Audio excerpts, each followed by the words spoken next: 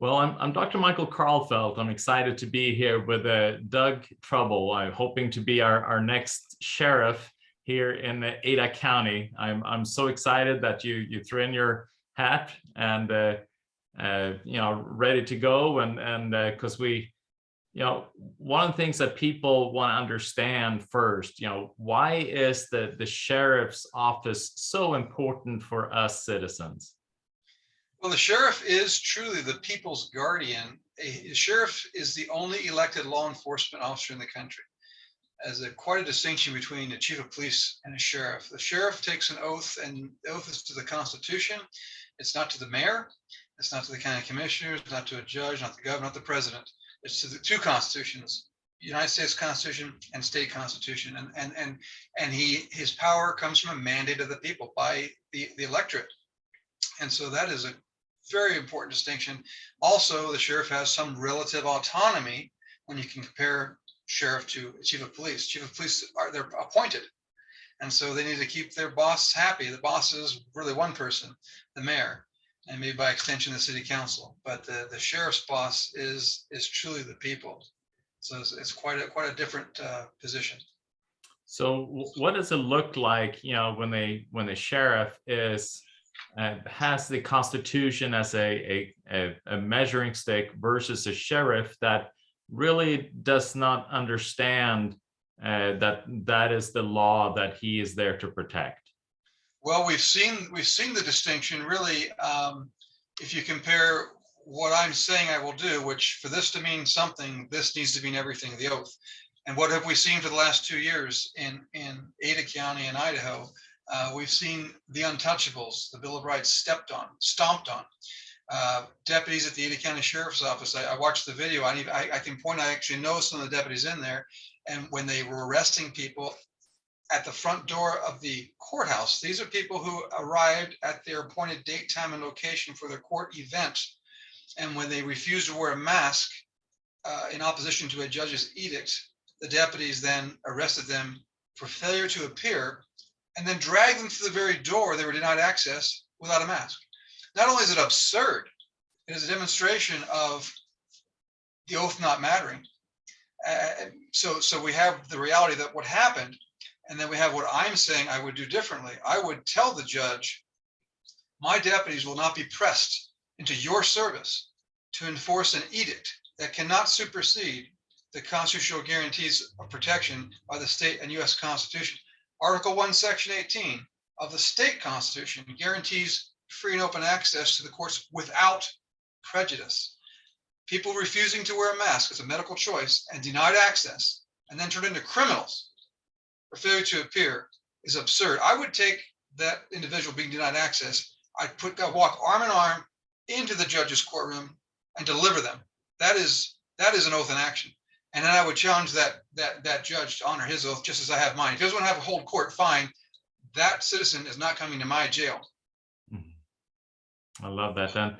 And tell me a little bit about your background. I mean, how are you qualified to be a sheriff? I mean, obviously, from what I'm hearing, that is a very powerful and important position where you're walking, locking arm with a citizen that you just mentioned to make sure that they are protected under our Constitution. So what is your background that would be able, for you to be able to uphold that office? Well, aside from my extensive law enforcement career, which spans 32 years, I'm wired a certain way, and that certain way is due to where I initially was raised outside of Philadelphia. There's so much history back there where I was raised, and I have a real reverence for our founding. I even have on my wall downstairs, they're now framed, but I have 4 postcards that I got from Independence Hall when I was on a field trip as a kid in elementary school. And I preserved them all these years, and as an adult, I actually have nicely framed and matted. Fast forward, when I moved from Philadelphia to San Diego, and then went through high school and college there, ultimately became a city police officer, I was sent to the San Diego County Sheriff's Academy. Now, I'm a city officer being sent to the Sheriff's Academy, and the reason for that is, unlike Idaho, California has police academies peppered throughout the whole state. And so I went to the one closest to my city. that had openings. And so I'm one of 2 city cadets in an auditorium of sheriff cadets, and there's 2 fish and game wardens too. So we're all of us are we're not cops yet. I had been a reserve officer for 2 years, so I actually had experience of making arrests and so on. But we don't have we're not full-time officers yet. And in walks the sheriff John Duffy, and he gives a speech on the ancient office of sheriff and the uniqueness of the office. It distinguishes it from chiefs of police and federal law enforcement. And I'm listening to the speech. I'm thinking, this is fascinating. The relative autonomy and the duty to step in if a city were to dissolve, for example, and still serve the people. I'm thinking, this is a powerful position that could do a lot of good.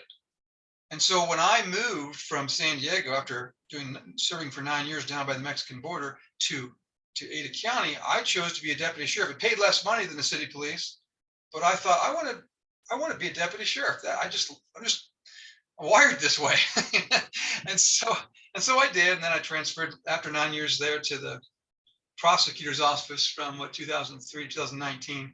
And so what qualifies me is not just my background. I can go into detail of all I've done, but my education and my mindset and my reverence for our founding and the lens of liberty that this country, our founders had such, they sacrificed so much to free us from the crown, and they did not want to replace one tyrannical government with another, so they created this federalist system, right, where the creation was designed to be weaker than the creators.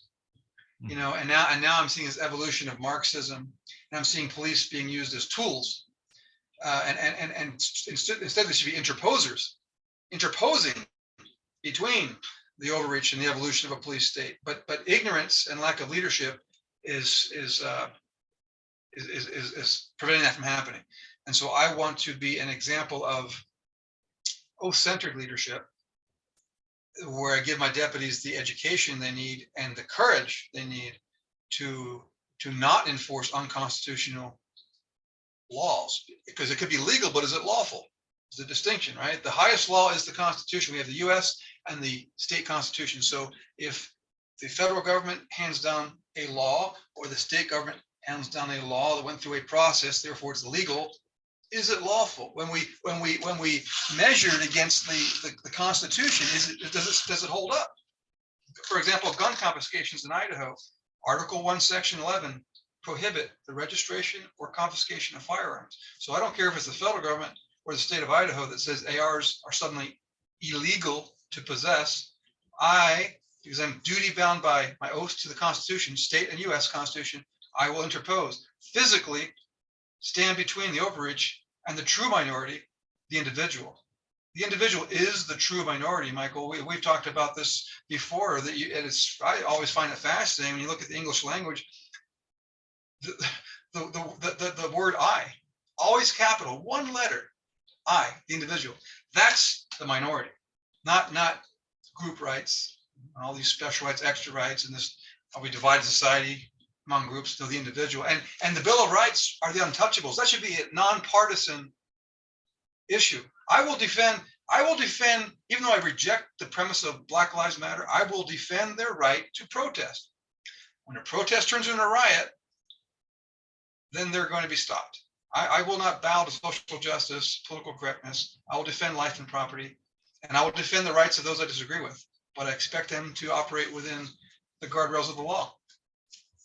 And that is what I love, to have somebody that's running like yourself, that is a man that is walking with the people and there to serve the people and is for the people.